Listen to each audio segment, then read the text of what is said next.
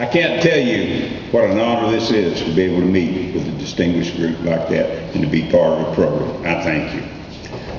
World War I, the Great War, officially ended June 28, 1919 with the signing of the Treaty of Versailles just outside of Paris, France.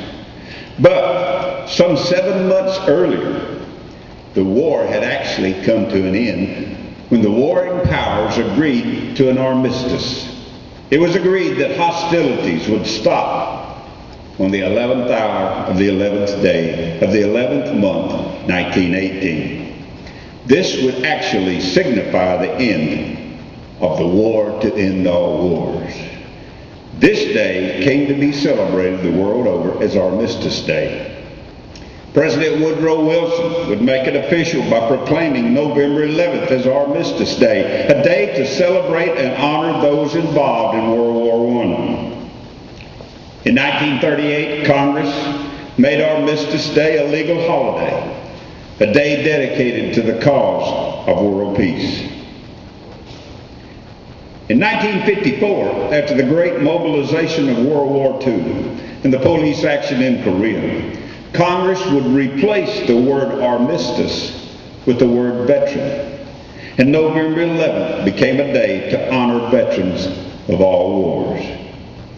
In 1968, Congress named Veterans Day as a holiday to be celebrated on Monday in order to give folks 3-day weekends, but the public didn't buy it. The public refused to accept this and continued.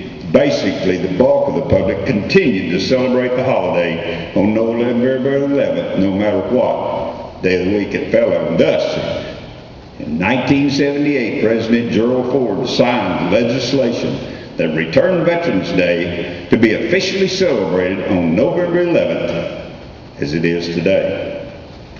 November 11th, it's a day of celebration to honor America's veterans for their patriotism, love of country, and willingness to serve and sacrifice for the common good.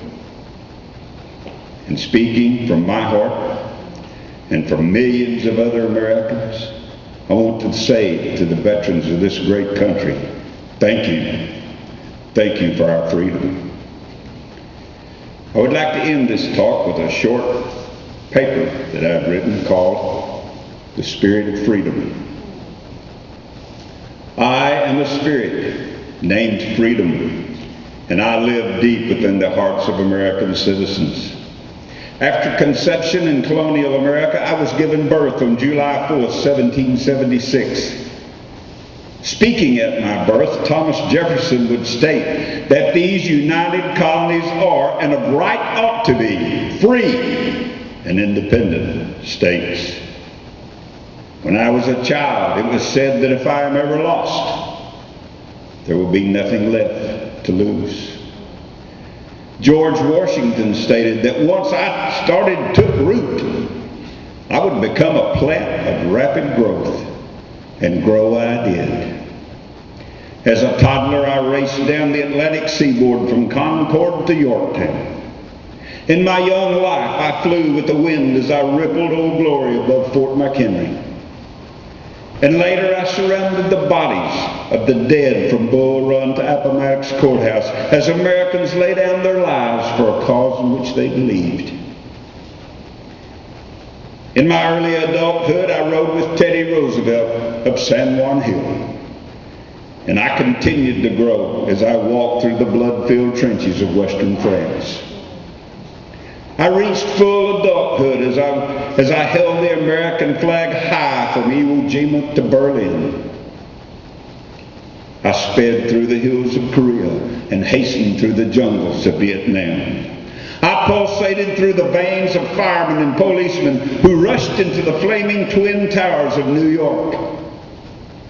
And I rode Flight 93 with everyday citizens as it crushed into the earth outside of Pittsburgh. And now I hammer my way through the flaming deserts of Iraq. Because I am the spirit of freedom, and I am known and understood by Americans. Let me say to the enemies of the United States, don't think I have grown old. Don't try to frighten me. I do not know fear. Don't threaten to spill my blood. I've bled before. And as Benjamin Franklin, I will not give up my liberty to obtain safety.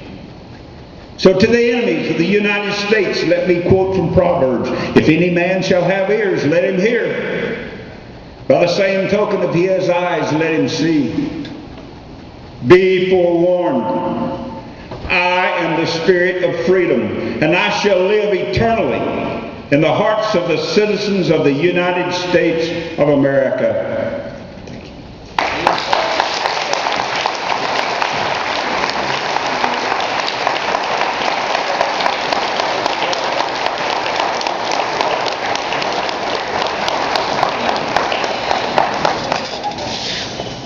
Thank you, Ms. Smith.